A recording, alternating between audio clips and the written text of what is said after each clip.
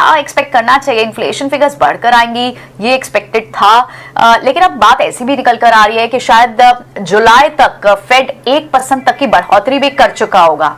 तो क्या ये इन एक्सपेक्टेशन को कैसे रीड करना चाहिए? इन्फ्लेशन फिगर्स को कैसे रीड करें? इंडियन मार्केट कैसे रिएक्ट कर सकती है?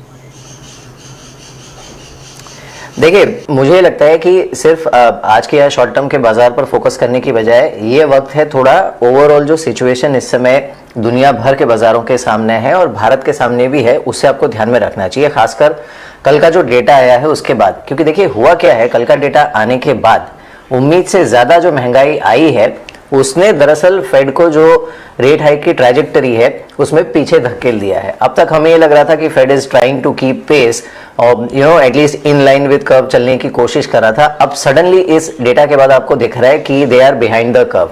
तो बाकी सेंट्रल बैंकर्स की बात तो आप छोड़ ही दीजिए। अब दूसरा एक जो इसमें कंसर्न है वो क्या है कि क्या नियर फ्यूचर में या फिर विजिबल फ्यूचर में कोई ऐसे संकेत है जिससे महंगाई एकदम से घटेगी? अनफॉर्चुनेटली उसका जवाब भी ना है, क्योंकि देखिए रशिया यूक्रेन का क्राइसिस अभी सुलझा नहीं, इनफैक्ट वो और उलझ गया है कुछ हद तक, क्योंकि फ्रांस ने भी कहा कि हमने कोशिश की है डीएस्केलेट करेंगे, फिर रशिया से जवाब आया कि ऐसा कुछ नहीं है, हम देखेंगे, जो हमें करना होगा करेंगे। तो इन सारी चीज़ों के बीच कोई ऐसा इंडिकेशन नहीं है कि महंगाई जल्दी से घटेगी।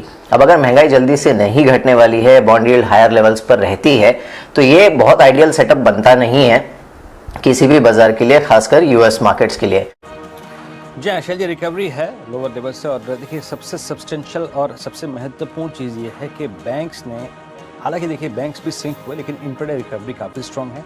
हम 38,673 बैंक निफ्टी का ये वो जोन है जहाँ पे ज़्यादातर टाइम इसने अब तक स्पेंड किया। देखिए सुबह भी 9:15 से लेकर अगर आप देखें लगभग 10 तक टाइम स्पेंड इसने यहीं पे किया। उसके बाद सिंक हुआ, गया करीब 38,438 के जोन में एक लो लगा के आया, फिर ज़्यादातर टाइम स्पेंड यहीं कर रहा है। कॉन्फिडेंस रखिए अपना बैंक्स पे। अगर कॉन्फिडेंस कहीं पर है, स्ट्रेंथ है, तो वो है बैंक्स। देखिए जहाँ तक निफ्टी का सवाल है, एक बात है और वो है दुविधापूर्ण बात, और वो ये है कि निफ्टी में जो कॉल राइटर्स है उन्होंने इस ग्लोबल एनवायरनमेंट को देखते हुए बहुत स्ट्रॉन्ग ग्रिप ली है।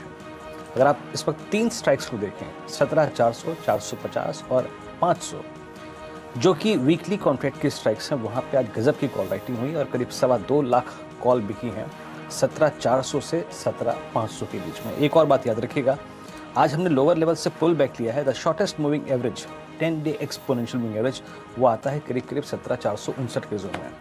अभी तक हम इस अटेम्प्ट में एग्जैक्टली वहाँ तक नहीं पहुँच पाए हैं।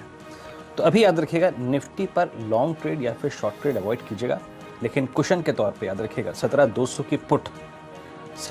की पुट जरूर रखिए, क्योंकि निफ्टी वीक है, नो डाउट। आज की इस गैप डाउन ओपनिंग में इसने एक अटेम्प्ट लिया लेकिन 459 को पार नहीं कर पाया, द शॉर्टेस्ट मूविंग एवरेज, और कॉल राइटर काफ़ी हावी है। बैंक निफ्टी को अवॉइड करते हैं। और याद रखिएगा, मेरा सुबह भी तर्क ये था कि आज अगर आपको स्ट्रेंथ में फोकस करना है तो फोकस कीजिए इंडसइंड बैंक और एक्सिस बैंक, और इवन हम HDFC बैंक पे कर सकते हैं, लेकिन चॉइस रहेगी इंडस और साथ ही साथ एक्सिस। ये 2 बहुत स्ट्रॉन्ग स्ट्रक्चर हैं।